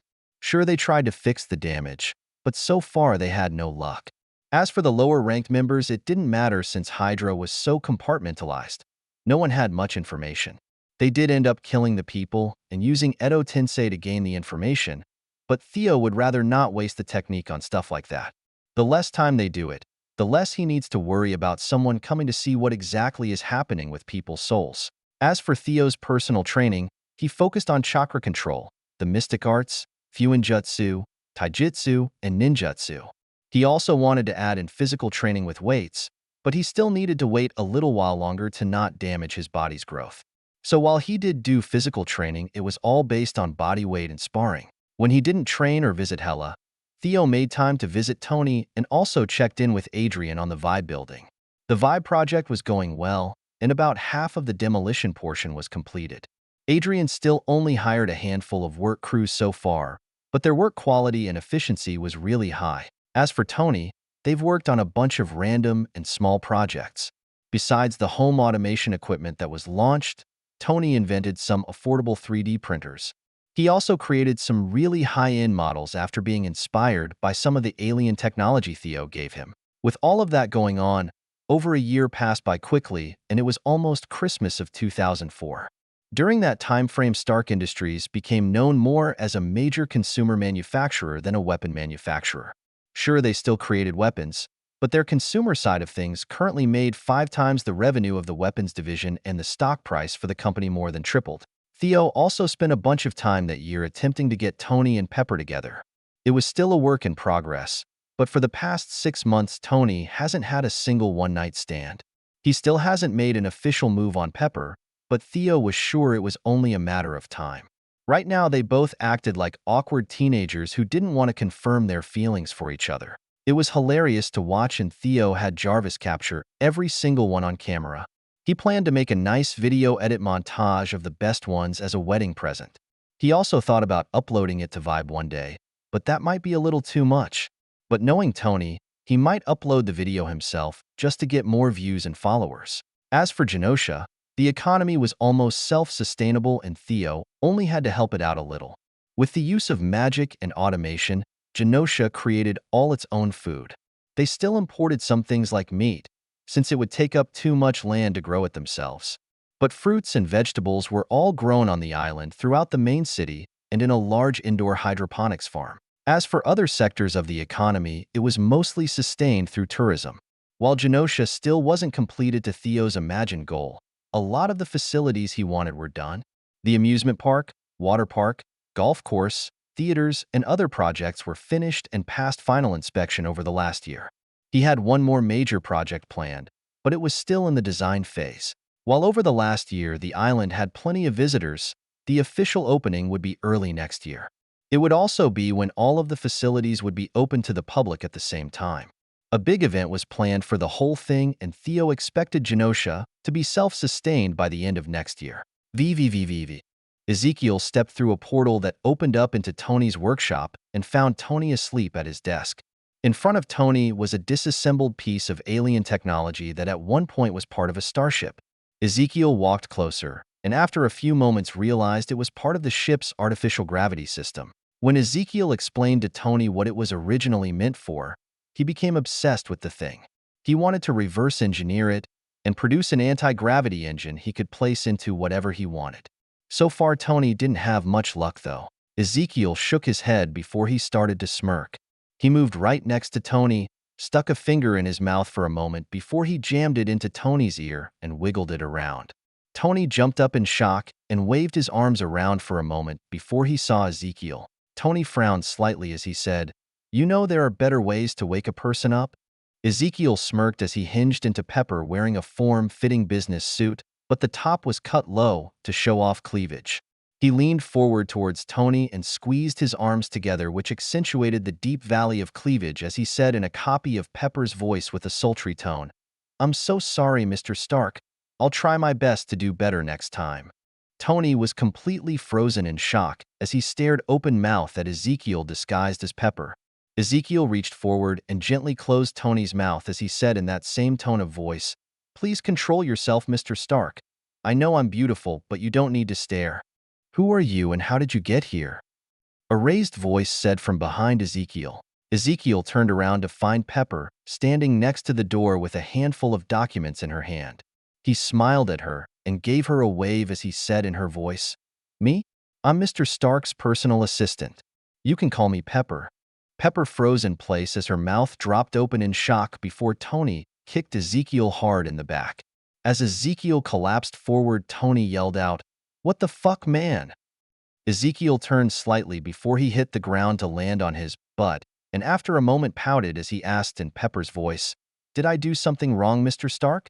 "Shut up and change back, you jackass," Tony said as he crossed his arms over his chest. Ezekiel changed back into his normal self as he stood back up and said, "Man, you can't take a joke, can you?" Tony pointed at Ezekiel as he said, "That wasn't funny." "Are you sure? Because I thought it was hilarious." "I have to agree with Ezekiel. Your reaction was quite amusing. I can play it back if you would like to see it." Jarvis said, "No, just delete it. I don't want anyone to see that. Ever." Tony said with a frown, "I'm afraid I can't do that, Tony." Jarvis said. Ezekiel started to laugh as he said, "Nice one, Jarvis, but next time tone it down a little more so you sound more like Hal." Tony let out a frustrated groan as Jarvis said, "Understood." Pepper finally recovered from her shock and glared at Ezekiel as she said, "I have no idea what you two idiots were just doing and I don't want to know. But don't you ever change into me again." Ezekiel wanted to smirk and give a smart remark, but the baleful glare from Pepper made him shut his mouth and nod instead. Pepper turned her gaze from Ezekiel to Tony before she held up the documents in her hand and said, "These need to be signed by tomorrow." She placed them on the counter next to her and turned around to walk out. Ezekiel turned to Tony after she left and said, "I think she's mad at you." "Me? You are the one who made her upset, not me," Tony said with a slight glare. Ezekiel shrugged as he said, "Maybe, but I'm not the one trying to date her, so I don't need to fix it." "I hate you sometimes, you know that, right?"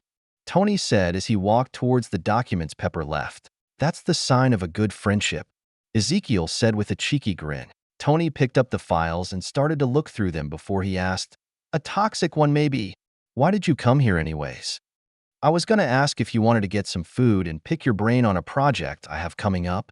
Tony glanced up from the files in his hands with interest as he asked, "Oh, what do you want to make this time?" Ezekiel smiled before he plugged a USB into Tony's computer and said, "Jarvis, pull up the file called Project Mars for Tony. 00169, Project Mars." A portal opened up onto a massive platform with runic symbols inscribed around it. From the portal out stepped Ezekiel, followed closely behind by Tony. After the portal closed, they both stood in silence as Tony glanced around in wonder at the red landscape that surrounded them. After a while, he finally turned to Ezekiel and said, "You weren't joking." "I never joke." Tony narrowed his gaze on Ezekiel, who rubbed the back of his head as he said, "Okay, maybe I do sometimes. More like all the time." Ezekiel smirked as he asked, "What's the point in living life if you don't enjoy it? Could you at least stop messing with me as your main source of enjoyment?" Tony asked in an annoyed tone. "See, and this is why I do it. Your ego is too big and needs to be kept in check. The truth is, messing with you only makes up like 1% of my daily enjoyment." 1%? What the hell? I thought we were best friends," Tony said as he exaggeratedly placed his hands over his heart. "I'm pretty sure that's Rhodey or maybe even Happy, even though he works for you." There's no rule that says someone can't have more than one best friend. Tony said before he asked, also, now I'm kinda curious, if you only consider me only 1%, where does the rest of it come from? Easy. Most of it comes from spending time with my family. Tony studied Ezekiel for a few moments before he muttered, must be nice. You could easily have the same thing if you got over your daddy issues and stopped pussyfooting around with Pepper. Tony frowned as he said, fuck off, I don't have daddy issues. Ezekiel shook his head as he said, whatever you say, just let me know when you want to talk with that therapist I know. Both of them went quiet for a while as Tony stared off into the red Martian landscape lost in thought. Ezekiel glanced around himself for a few moments before he pulled out his tablet and typed on it for a bit. After he finished up, he glanced over to Tony, who was still lost in thought, as he asked, so what do you think?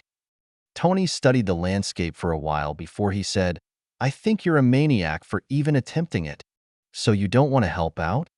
Tony turned to look at Ezekiel as he said, I didn't say that, but we will both be dead long before this thing is even finished. Even if everything goes smoothly, it will take at least 3 centuries before this place is livable. If I didn't have magic and people with crazy powers we can use to speed the whole thing up, you would be right. But I expect this to be completed in about 5 to 10 years. Tony looked back out over the red landscape again as he asked, do you really think the governments of Earth will let you have Mars? Ezekiel shrugged as he said, they can't even get here in the first place. Besides, it's not like I am gonna announce to the world that I took over and terraformed Mars. Yeah, but people are gonna notice changes sooner or later. You won't be able to hide it. What will you do once it gets exposed? Tony asked. I've already taken care of all the main satellites and the 2 rovers. They should break down over the next few weeks.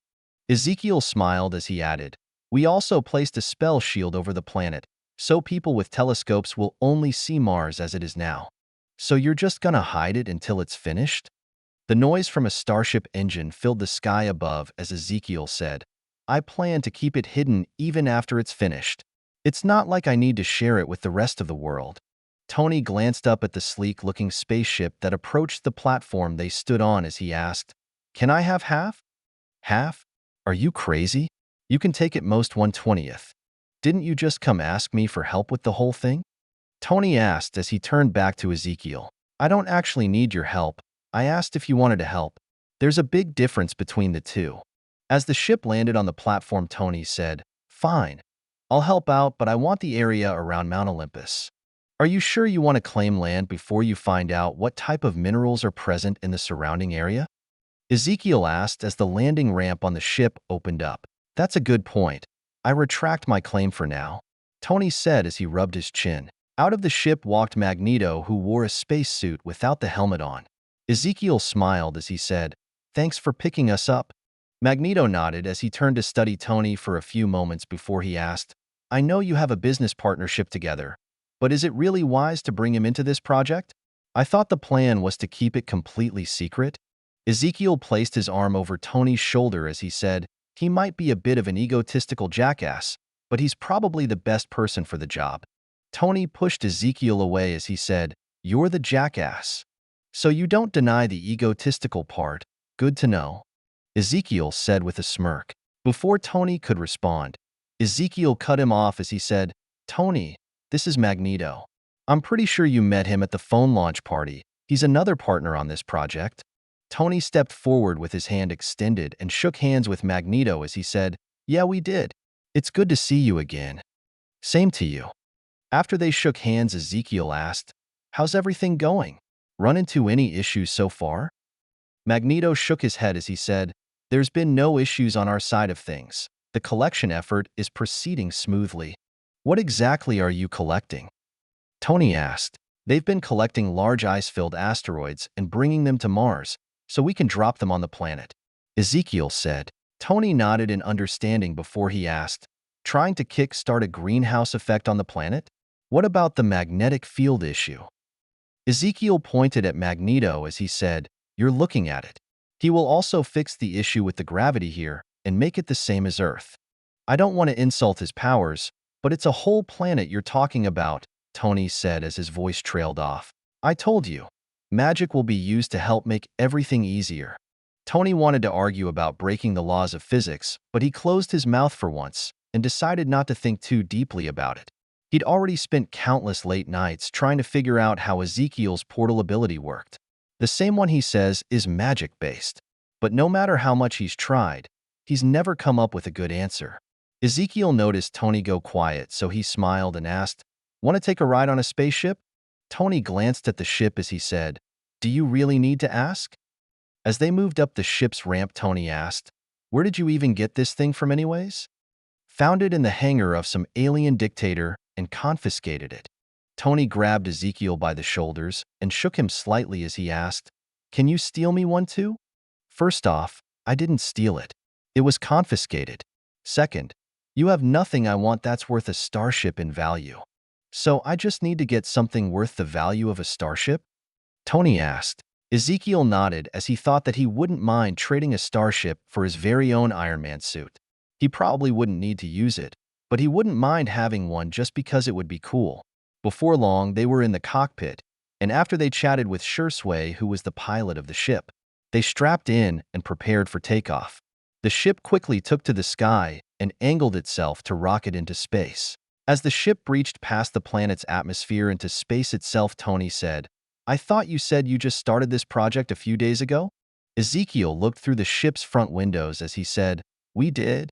Shursui, who was in the pilot's seat, smiled as he said, "After the initial test runs, Magneto started bringing as many as possible each trip."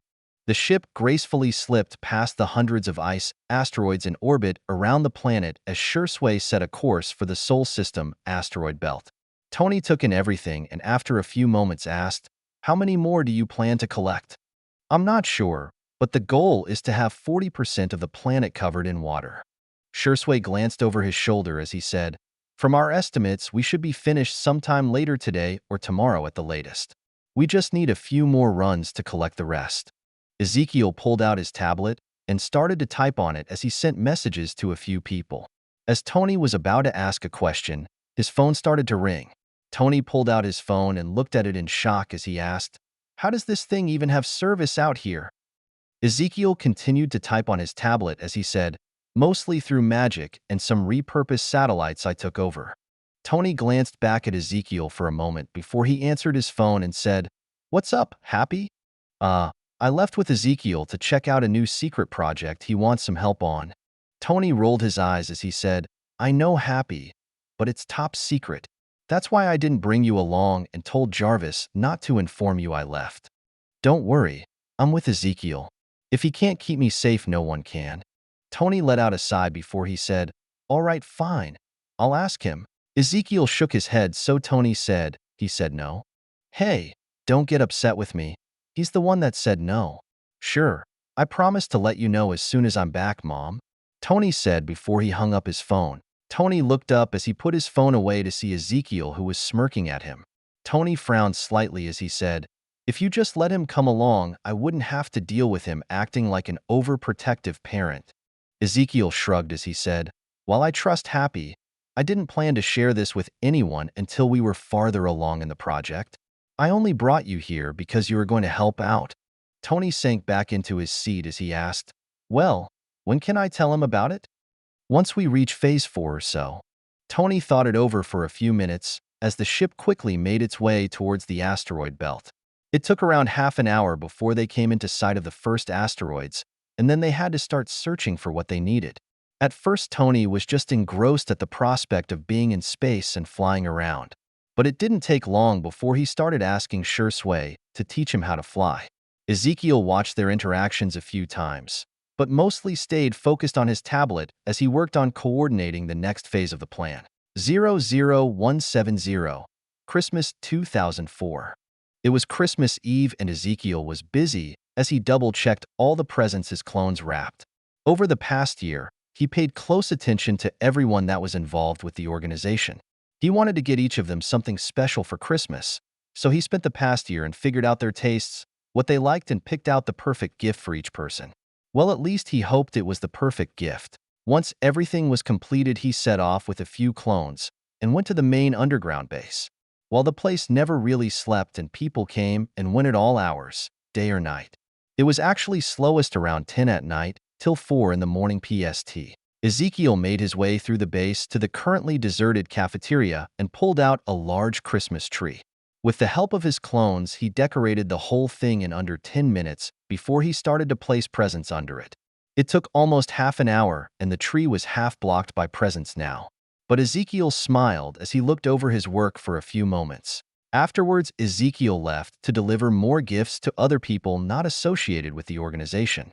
He stopped by Tony's to give him, Happy, Rhodey, and Pepper each a gift. Then he went to Fury's home on the moon and dropped off a present while he wasn't there.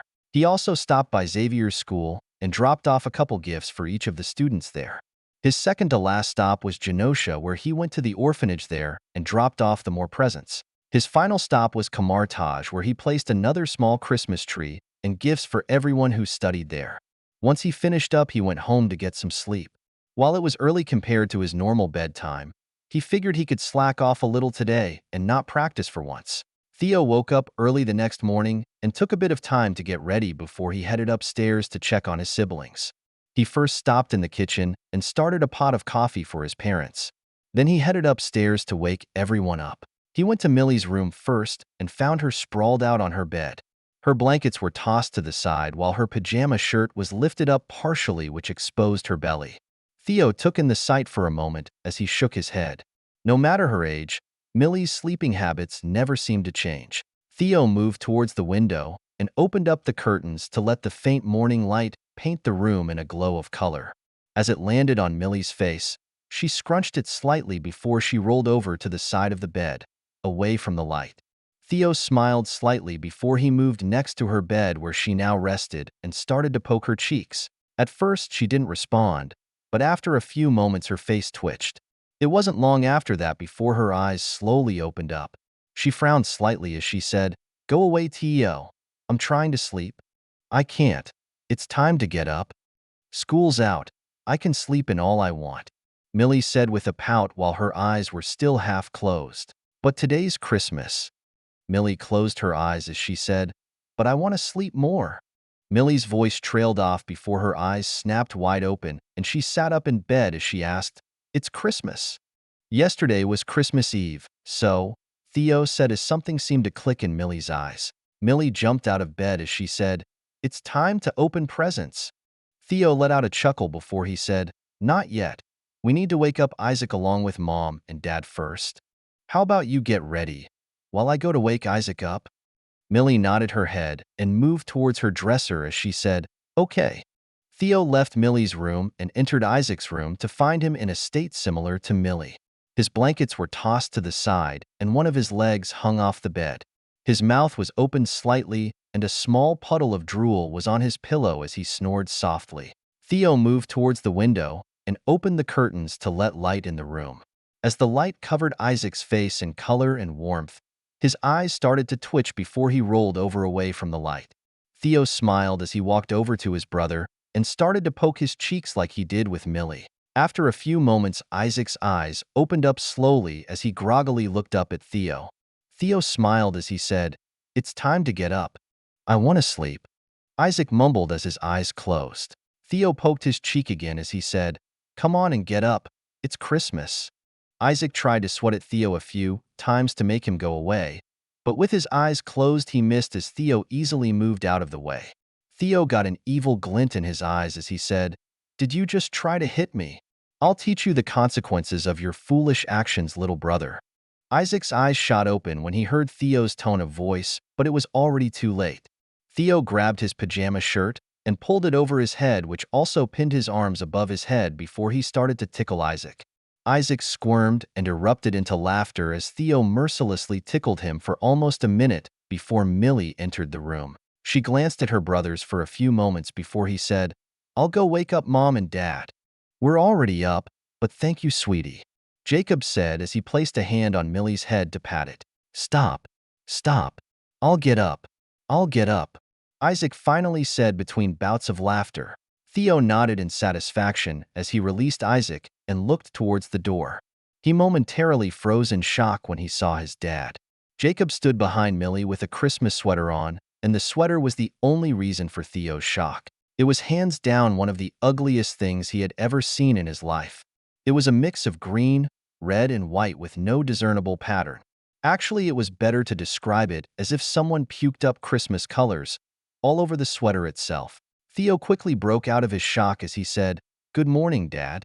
Jacob smiled as he said, "Good morning, Theo. Thanks for waking up the troublemakers for me." Daniel peeked into the room from behind Jacob and said, "Don't take too long getting ready. We need to meet everyone at May's for breakfast." Within 10 minutes, everyone was downstairs in the living room and ready to leave the house. Jacob had a cup of coffee in his hands as he smiled at everyone and said, "Before we take off, I have an extra gift for everyone." Jacob set his coffee down before he went to the entryway closet and pulled out 4 gifts. He had a large smile on his face as he handed one to everyone as he said, "Go on. Open it up." Millie and Isaac tore into the gifts quickly while Theo took his time along with Daniel, who glanced at Jacob for a moment before she opened up her gift. Millie was the first one who completely unwrapped her gift and Isaac was only a moment behind. Theo didn't pay attention to them as he finished opening his own gift and froze. Folded neatly inside the box was a smaller version of Jacob's sweater. Theo felt a feeling of dread wash over him as he glanced up to see that Millie, Isaac, and his mother all received the same ugly sweater. Jacob's smile threatened to split his face as he said, "Go on. Put them on." Millie and Isaac had no issue with the sweater and quickly put them on, while Daniel paused for a moment in thought before she put on her own sweater. Theo was the only one who didn't move and was frozen as his brain stopped working. Jacob noticed Theo's hesitation and said, "Come on, Theo, try it on." Theo came out of his shock as he glanced at his family all in the same sweater, before he shook his head and said, "I can't." "Why not?" Jacob asked in concern. "Because it would hurt my pride as a human," Theo said in a flat tone of voice. Millie and Isaac seemed a little confused at the statement as Daniel attempted not to laugh. Jacob forced a smile as he said, "Come on. It's the holidays and it's just a sweater." "Yeah, it's just a sweater." Isaac added, "Come on. It'll be fun if we're all matching." Millie said with a smile, "You don't have to wear it all day either. Just for a few hours at most." Daniel said as if that would help Theo put it on. About 20 minutes later, Theo was at May's with all of his extended family present and couldn't help but shake his head. Apparently Jacob, Ben, Richard, and John went all in on the ugly sweater thing. Everyone in the family currently wore the exact same sweater, and we're in the middle of taking a family photo, including Theo. VVVVV. Theo let out a sigh of relief as he buried that ugly Christmas sweater in the back of his closet. He ended up wearing it the whole day and just arrived back home from his aunt's house. It was the family tradition to hang out all day at one of the family's homes. Instead of opening gifts and then meeting up together, everything happened at one house. It was kind of a hassle considering the amount of people in one place. But somehow it always worked out fine and everyone enjoyed each other's company. After Theo hid the sweater away with the goal to never wear it again, he took a quick shower before he created a clone to cover for him the rest of the night and essentially sleep in his bed. He changed into comfortable clothes before he hinged into Ezekiel and took off for Genosha. Once there, he made his way towards the Mystic Art School and went to greet his teacher. Tao was seated in a comfortable-looking leather-bound chair. She was engrossed in her phone as a teacup hovered next to her. As Ezekiel approached, he could hear the distinctive sound of one of the match 3 games he created and could only smile as he shook his head. Apparently he made the game too addictive, if even Tao played it this much. Or maybe she was just bored because she tended to have a lot of free time on her hands. Ezekiel watched her for a few moments before Tao said, "Are you not going to greet me?" Ezekiel smirked as he said, "Sorry, master. I didn't want to interrupt you. You seemed busy." Tao glanced at Ezekiel as she continued to swipe at her game before she asked, "Are you going to visit your girlfriend?" "She's just a friend. That's a girl." "And yes, I am." Going to visit a woman alone on Christmas normally means you're more than friends, Tao said with a smile before she spun her hand in a circle and opened a portal to hell. Ezekiel let out a lit sigh before he pulled out a Christmas gift from his storage seal, along with a small plate of cookies. He placed them down on the coffee table next to Tao as he said, "Merry Christmas, Master." Tao finally looked up from her phone at the cookies and gift before she said, "Thank you."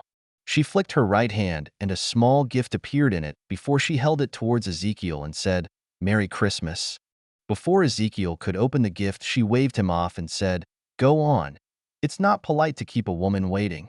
Ezekiel shook his head before he stepped through the portal, and it shut behind him. Hela was there like always, with a hint of a smile on her face as she looked at him. Ezekiel smiled back at her as he said, "Merry Christmas." "Merry Christmas?" Hela asked back. Ezekiel moved towards her with the gift in his hand as he said, "Yeah, it's a major holiday on Earth. Well, Midgard. People spend time with friends and family, give each other gifts, and eat a lot of food. At least that's what my family does." Hela nodded slightly in understanding as she said, "I remember you talked about it before. I assume today is Christmas?" Ezekiel nodded, so Hela said in an uncertain voice, "Merry Christmas?" Ezekiel smiled and placed the gift from Tao down on the table before he pulled out a few plates full of food.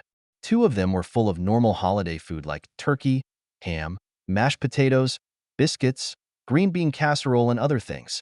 The other plate was filled with cookies, cake, and a couple different types of pie. Next, Ezekiel pulled out a gift and placed it on the table as he said, "This is food my family prepared for Christmas dinner, and my little sister made the cake along with these cookies."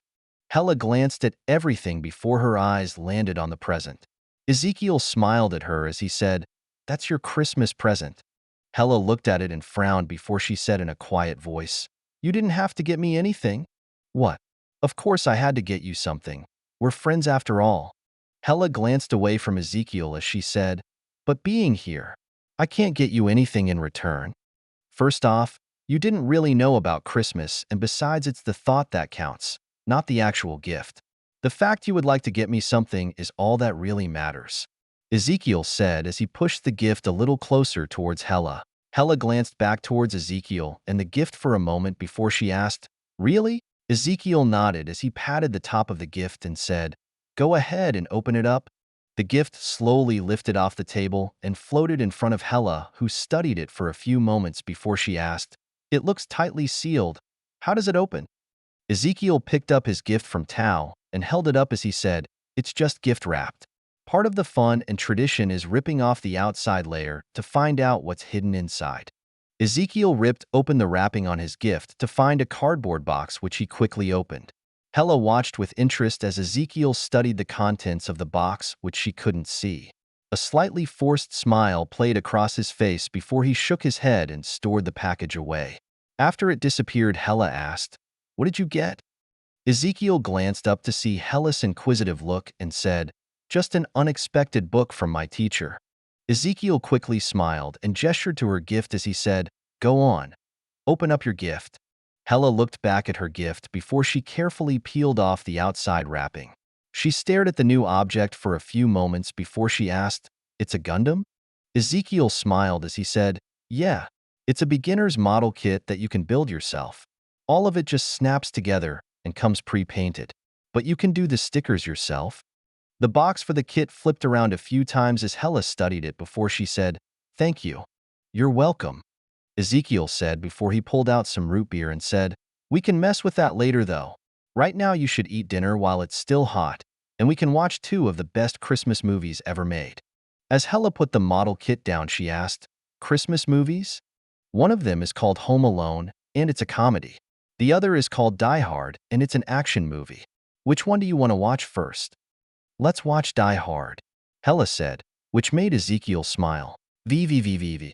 After he left Hela, Theo went home to go to sleep. But before he did, he stopped by his training area to drop off the gift Tao gave him.